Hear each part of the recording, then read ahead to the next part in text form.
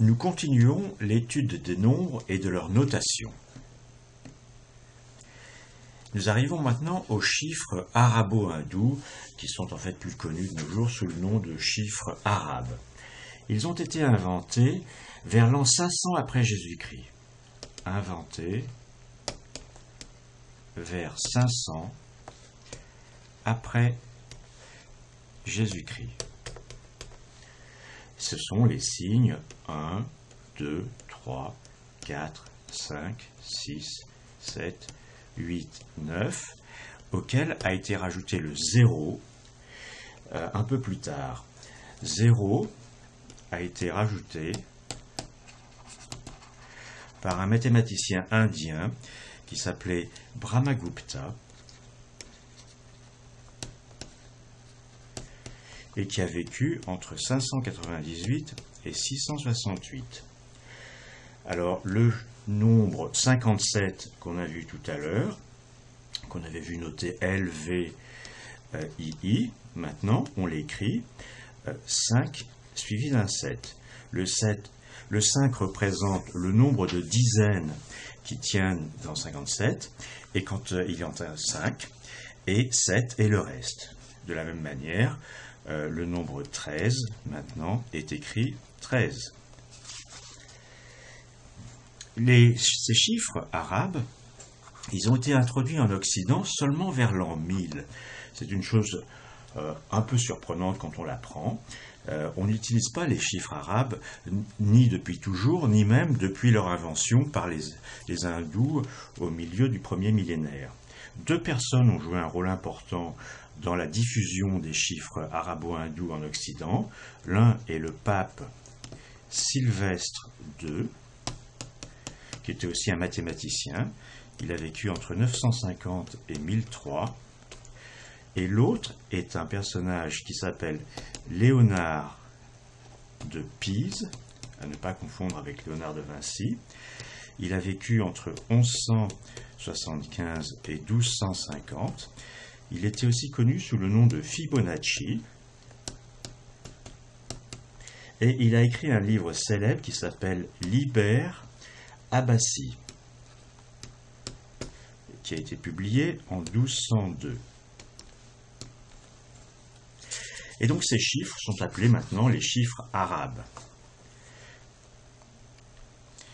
Les règles de représentation avec les chiffres arabes, nous les connaissons tous. De 0 jusqu'à 9, on utilise 10 signes différents. 0, 1, 2 jusqu'à 9. On les appelle des chiffres. Et ensuite, on utilise des combinaisons de ces 10 chiffres. Par exemple, ensuite, on utilise des combinaisons de ces 10 chiffres.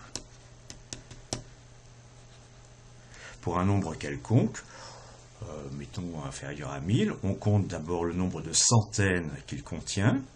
Il y a un reste qui forcément est inférieur à 100. Dans ce reste, on regarde le nombre de dizaines qu'il contient, le reste. Il y a encore un reste qui est forcément inférieur à 10, et ce sera le dernier chiffre écrit sur la droite. Ainsi, 12 contient une dizaine et il reste 2. Donc on écrit 2 et auparavant devant 1, ça fait 12. 57 contient 5 dizaines et il reste encore 7. Donc on l'écrit 5, 7 comme ceci. Les chiffres arabes sont très commodes pour faire des calculs. Le calcul qu'on avait posé tout à l'heure pour s'amuser en chiffres romains, le voici posé maintenant, comme on l'a appris nous tous à l'école primaire, 57 multiplié par 13. Alors, je vais commencer par multiplier 57 par 3.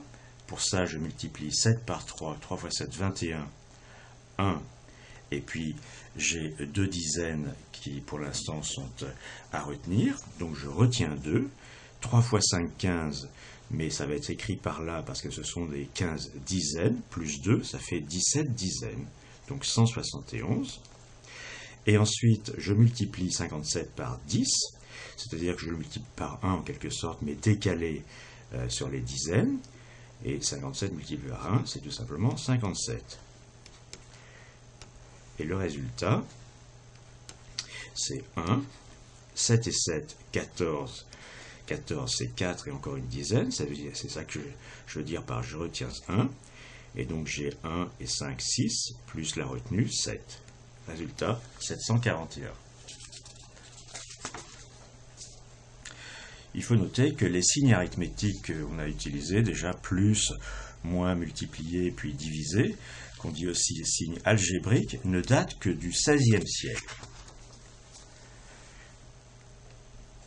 Les ordinateurs utilisent encore d'autres représentations. 57, dans un ordinateur, ça n'est pas écrit 5 et 7, mais c'est écrit d'une certaine manière 1, 1, 1, 0, 0, 1. De la même manière, 13, dans un ordinateur, n'est pas écrit 1, 3, mais 1, 1, 0, 1. Et à l'intérieur d'un ordinateur,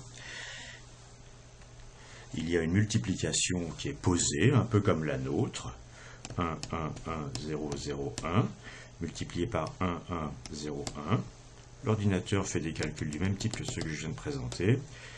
Et le résultat s'écrit 1, 0, 1, 1, 1, 0, 0, 1, 0, 1. Et l'ordinateur, pour nous rendre service, le transforme de nouveau en 741.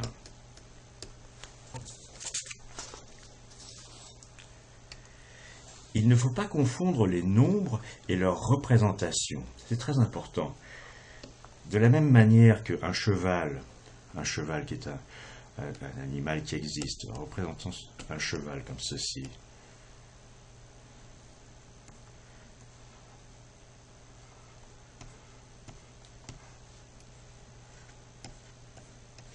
un cheval, c'est un animal, ce n'est pas la même chose que le mot cheval, ou qui d'ailleurs en anglais est horse.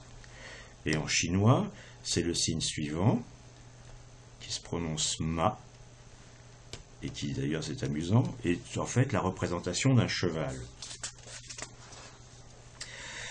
Donc il y a une différence entre le cheval, l'animal, on peut en voir dans le pré, dans un manège, et puis les mots pour le représenter, pour le noter. Il y a quand même une différence, c'est qu'un cheval est un animal qui existe. Tandis que le nombre 3, c'est une pure idée. Une pure idée, ça a l'air troublant, c'est quelque chose que l'on appelle abstrait et conceptuel, mais en fait vous en connaissez plein de pures idées. Par exemple, la liberté est quelque chose qui ne nous dérange pas pour penser, et ce n'est pas quelque chose qui existe dans un pré ou dans un manège, c'est aussi une pure idée. En mathématiques, il ne faut pas se laisser impressionner par les notations et les formules mathématiques. Elles doivent toujours s'exprimer en bon français et être simples, claires et précises.